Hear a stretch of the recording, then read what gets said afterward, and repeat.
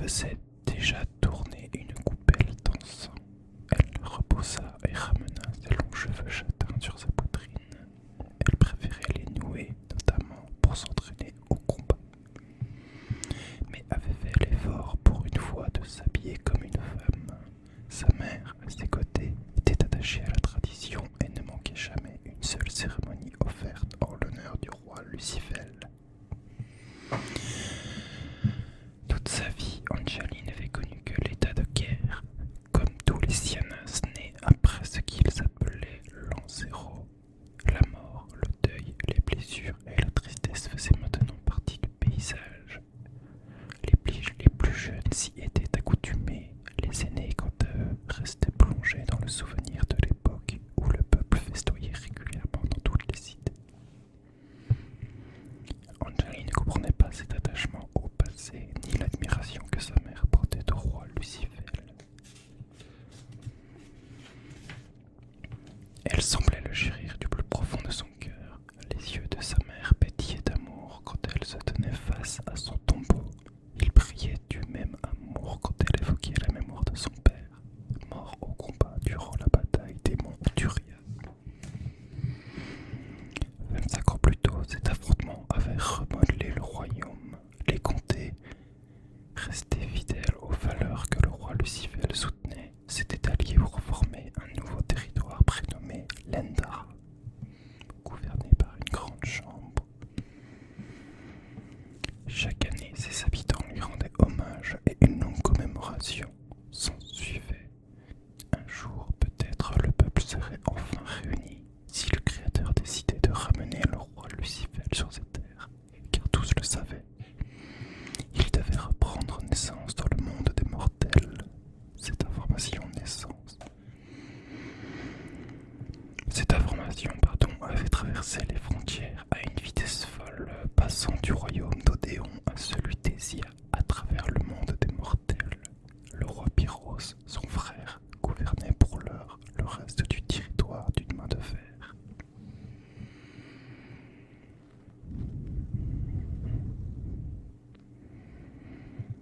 Mais ses jours étaient comptés. Jamais Pyros ne parviendrait à imposer son autorité sur Lendera jusqu'au retour du véritable roi. Pleine d'espoir, la mère d'Anjali souriait, les yeux levés vers la magnifique voûte de feu qui s'illuminait. Sur la cité blanche, elle avait apporté avec elle un bouquet de jasmin et s'apprêtait à le déposer sur le tombeau du roi. C'était son habitude. Anjali avait toujours eu l'impression qu'il existait un lien fort entre sa mère et ce tombeau. Sans réussir à en percer le mystère, elle aurait préféré que sa mère pense à elle plutôt que de s'engager dans une vie faite de dévotion. Depuis la mort de son père, elle n'avait jamais connu un autre homme. Après un dernier recueillement, les deux femmes s'éloignèrent de la sépulture, marchant parmi les Sianas en prière. Quand décideras-tu à reprendre ta vie en main, reprochait Anjali à sa mère. Ces prières ramèneront peut-être le roi Lucifel au royaume, mais elles ne te ramèneront pas ta vie d'autrefois. Je serais vraiment heureux si tu te trouvais à aimer une personne, pas une sépulture de pierre. Tu te trompes, Anjali, répondit sa mère en souriant. Tu comprendras un jour. Mieux vaut tard que jamais. Elle soupira longuement. Sa mère la ramena contre elle et désigna du menton un groupe de soldats alignés en bas des escaliers menant au palais de Karak. Samael t'attend pour la remise du ruban rouge. Oui, je lui avais dit que je viendrais. Je profiterai de la salle d'entraînement après. Dis à grand-père que je le verrai plus tard. Anjali déposa un baiser sur la joue de sa mère et sans attendre sa réponse fila vers le palais. Elle n'était pas du genre à apprécier les cérémonials pompeux et préférait largement utiliser ce temps à parfaire ses techniques de combat, avec pour seule idée en tête obtenir bientôt le fabuleux bâton sacré. Le fabuleux bâton sacré. Le fabuleux bâton sacré. Seuls les gardes et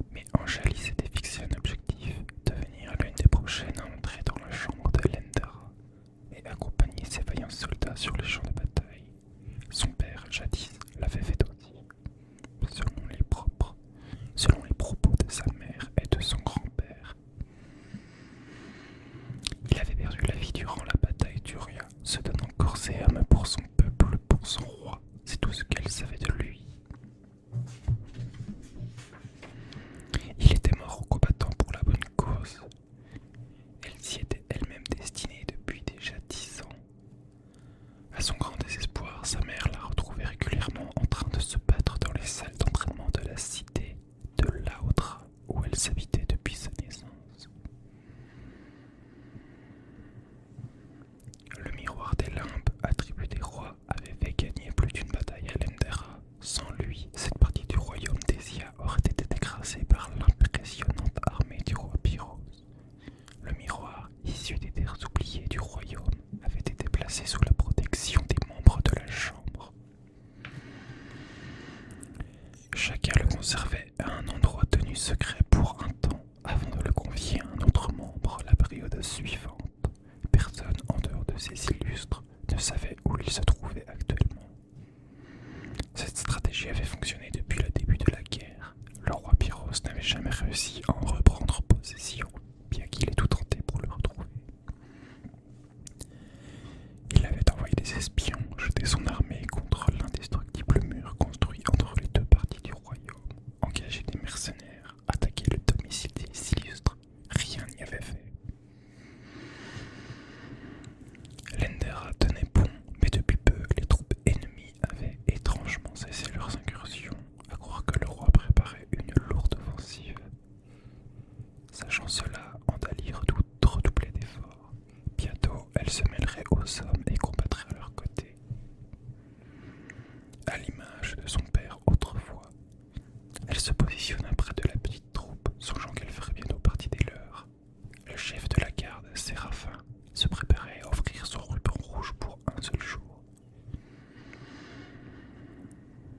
Le tissu convoité par la plupart des gardes, un attribut qui permettait à son porteur de diriger les troupes et de devenir le seul homme à prendre des décisions en cas d'attaque. Séraphin abandonnait en effet ses fonctions jusqu'à l'obscurité afin de participer à la cérémonie en tant qu'ancien garde personnel de Lucifel et ami de toujours. Samael appela Séraphin. Le dit garde fit un pas en avant. Séraphin dénoua son galon rouge, l'entoura autour du bras de Samael et serra le lien à l'arrière. Tu es nommé chef de la garde de Lendera pour ce jour. Veille à ce que tout reste en ordre jusqu'à l'extinction de la voûte. Oui, père. Le garde sursauta. Oui, chef, reprit-il avec gêne. Je me demande si c'est une bonne idée, murmura son père, perplexe. Cette idée est très bonne. Celui-là donnera de l'expérience. Cela lui donnera de l'expérience. Cela lui donnera de l'expérience. Cela lui donnera de l'expérience. Cria une voix derrière eux. Fandor descendait les escaliers du palais et s'arrêta près d'Anjali, l'ancien représentant et chef de la garde du roi d'Adel. Du roi Adel, en son temps, n'avait pas changé si ce n'est qu'il avait pris quelques rides peu visibles sur le front. Ses cheveux blancs ruisselaient encore derrière son dos. Son visage d'ange lui conférait un air inoffensif, mais sa main agile dans un gant de velours et son esprit stratège assuraient sa force à Lendera, et faisant de lui l'un des meilleurs atouts des dissidents. Grand-père, salua Samael en levant une main. Arrête de m'appeler grand-père, souffla Fandor. Le ton lasse. J'ai l'impression de ne plus être très jeune. Nous devons essayer aller. J'arrive, dit Séraphin avant de se retourner vers son fils, et il lui jeta un regard acéré. Je te fais confiance, ta mère se trouve dans l'enceinte, tu peux l'appeler si besoin est. Entendu, cria Samael d'une voix fluette. Tu lui ressembles de plus en plus. Le jeune homme avait hérité de la crinière dorée de son père et de sa peau blanche comme neige. Il tenait cependant de son caractère et son comportement de sa mère. De par sa force physique, sa voix stridente et ses étourderies. Séraphin lâcha un long soupir, il rejoignit son père, salua Anjali d'une tendre accolade et se dirigea vers les illustres rassemblés autour du tombeau. Tendu, Samael tourna les talons et tomba nez à nez avec ses gardes, disposés en carré, droits comme des piquets. Ils tenaient au creux de leurs mains leurs bâtons, transformés en lances. Tous à vos postes, ordonna-t-il d'une voix forte.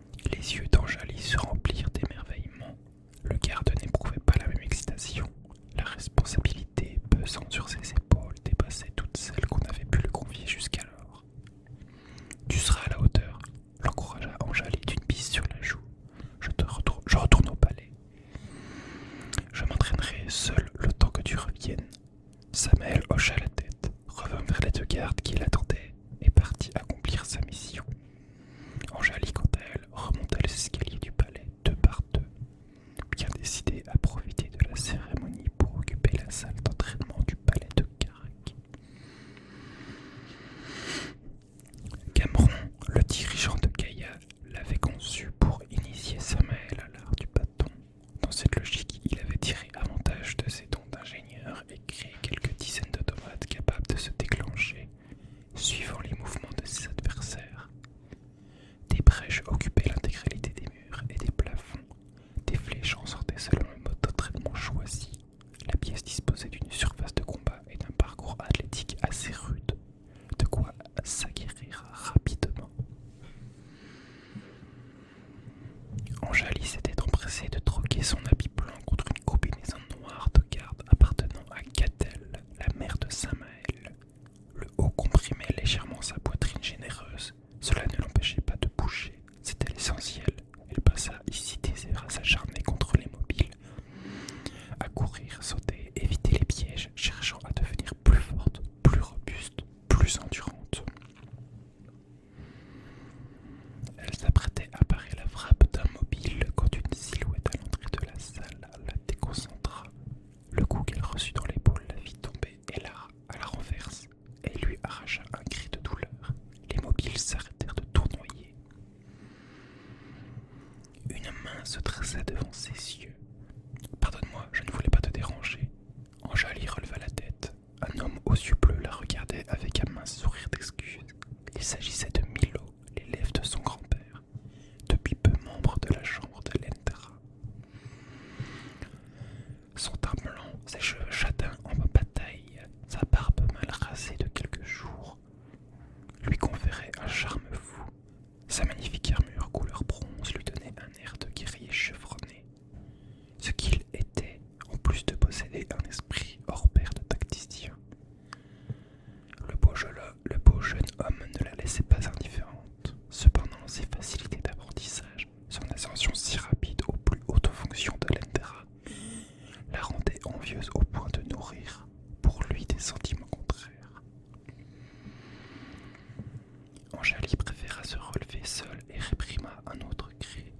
Milo se défit de ses gants, examina son épaule, puis son bras. Au passage de ses doigts sur l'articulation, Anjali serra les dents. Elle aurait un sacré bleu. Elle n'est pas luxée, lui indiqua Milo d'un air rassurant. Tu t'en remettras vite. Je vais tout de même demander au guérisseur de mieux t'examiner. Ça ira, grogna Anjali, et elle fit un pas en avant pour s'écarter de lui. Je te remercie. Milo renfila ses gants. Son expression, auparavant si douce, se fit plus ferme. Tu t'es laissé déstabiliser. La technique, tu la possèdes. Tu dois maintenant apprendre à mettre de côté tes émotions. Tu n'es pas mon maître, lâcha Anjali.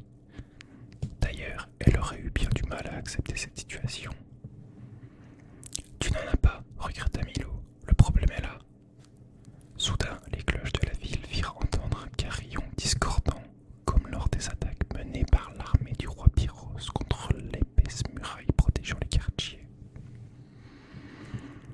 Sans perdre une seule seconde, Milo sortit de la salle d'entraînement. Anjali le suivit, une main portée à son épaule endolorie, et ils dévalèrent les escaliers du palais de Carac. Une foule compacte s'était amassée à l'est de la cité, à l'opposé du front habituel. Certains citoyens éclataient en sanglots, d'autres agitaient des armes au-dessus de leur tête. La cité tout entière était révoltée. Anjali et Milo se frayèrent un chemin. Des hommes étaient tombés sous les lames ennemies, se disait ce dernier. Au milieu de la cohue, des gardes dégageaient un passage par lequel on transportait le corps des victimes, immobiles, allongés sur des civières improvisées. L'une d'elles, Anjali la connaissait bien, Samael, le soldat porteur du ruban rouge. Elle cria son nom à la vue de sa chevelure blonde comme les blés et de son teint si livide. Du sang coulait sous sa civière.